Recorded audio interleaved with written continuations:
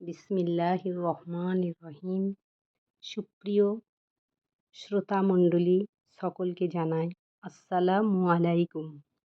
আশা করি আল্লাহর অশেষ রহমতে সবাই ভালো আছো। আজ আমি তোমাদের কিভাবে দোয়া করলে দোয়া কবুল হয় সে বিষয়ে বলবো। আমরা অনেকেই বলে থাকি যে আল্লাহকে এত ডাকছি, এত দোয়া করছি, কিন্তু কোনো দোয়া আমাদের কবুল হচ্ছে না। কিন্তু আমরা আল্লাহকে ডাকার মতো ডাকি না। আল্লাহকে ডাকার মতো ডাকলে আল্লাহ আমাদের ডাকে সাড়া দেবেন। দোয়া চাওয়ার মতো চাইলে আল্লাহ দোয়া কবুল করবেন। আল্লাহর কাছে দোয়া চাওয়ার কিছু নিয়ম রয়েছে। সেই নিয়মগুলো হলো, প্রথমেই আমাদেরকে উজু করতে হবে, করে 2 রাকাত সালাত আদায় করতে হবে। কিবলামুখী হয়ে বসে 3 বার ইস্তেগফার পড়ে আল্লাহর প্রশংসা করতে হবে। যেমন, হে আল্লাহ, আপনি আমাকে সুস্থতা দান করেছেন, আমাকে আপনি বিকলাঙ্গ করেননি, আমাকে সুস্থ ব্রেন দিয়েছেন, আমাকে অন্ধ করেননি, আমার চোখ দুটো ভালো রেখেছেন, আমাকে খোঁড়া ল্যাংড়া করেননি, আমার দুটো হাত পা ভালো রেখেছেন। আপনার কাছে আমার আপনার অশেষ নিয়ামত আমি ভোগ করছি। আল্লাহর প্রশংসিত সুন্দর নাম জিকির করতে হবে। যেমন ইসমে আজম পড়তে হবে। যেমন, ইয়া রহমান, ইয়া রহিম, ইয়া হাইয়ু, ইয়া কাইয়ুম, ইয়া গফ্ফার, ইয়া সত্তার, ইয়া জব্বার, ইয়া রাজ্জাক, ইয়া জিল জালালি ওয়াল ইকরাম, হাসবুনাল্লাহু ওয়া নি'মাল ওয়াকিল। এই দোয়া চাওয়ার আগে আল্লাহর প্রশংসিত সুন্দর নামগুলো পড়তে হবে।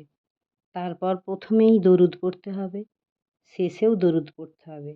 আর খুব মনের গভীর থেকে বিনয়ের সঙ্গে, একগ্রতার সঙ্গে, চোখের দুফোঁটা একগ্রতার সঙ্গে চোখের দুফোঁটা পানি ফেলে মনে একিন করে রাখতে হবে যে আল্লাহ আমার দোয়া কবুল করবেন। মনে অন্য কোনো চিন্তা আনলে চলবে না। আর আমরা দোয়া করতে করতে কী করি? দোয়া করতে করতেই আমরা বিভিন্ন ধরনের চিন্তা করতে থাকি। দোকানে কেউ হয়তো দোয়া করতে করতেই তার ব্যবসার চিন্তা করছে, দোয়া করতে করতে ব্যবসার হিসাব নিকাশের চিন্তা করছে, এবং হিজিবিজি বিভিন্ন ধরনের চিন্তা করছে দোয়া করতে করতে। এইভাবে দোয়া করলে দোয়া কবুল হবে না। আমাদের নবী করিম সাল্লাল্লাহু আলাইহি সাল্লাম মসজিদের নবমীতে জুম্মার খুতবা দিচ্ছিলেন। এমন সময় এক সাহাবী এসে বললেন, আপনি একটু বৃষ্টির জন্য দোয়া করুন। সেই সময় মদিনায় দুর্ভিক্ষ, মাটি ফেটে চৌচির, খাঁ মরুভূমি, বৃষ্টির দেখা নেই। নবী করিম সাল্লাল্লাহু আলাইহি সাল্লাম খুতবা ছেড়ে হাত তুলে দোয়া শুরু করলেন।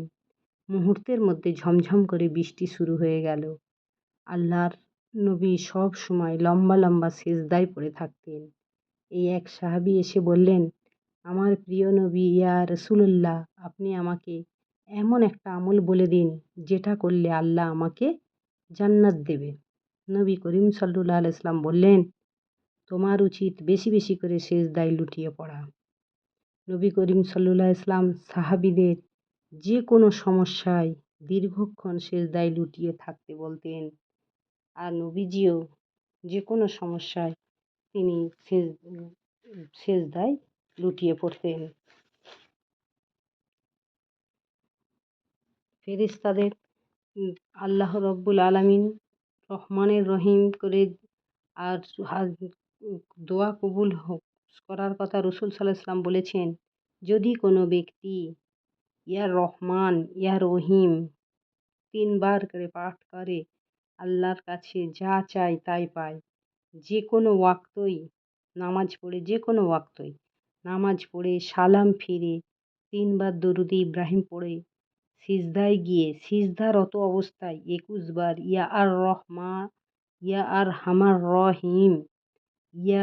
হামার রহিমিন পড়লে আল্লাহর কাছে যে কোনো সমস্যা, যে কোনো চিন্তা জন্য চাইলে আল্লাহ রব্বুল আলামিন আসরের আরশে আজম আল্লাহ রব্বুল আলামিন আরশের ফেরেশতাদের পাঠিয়ে দেন যে আর সেই ব্যক্তির সকল ধরনের চিন্তা সমস্যা আল্লাহ রব্বুল আলামিন দূর করে দেন। আর হচ্ছে বিপদে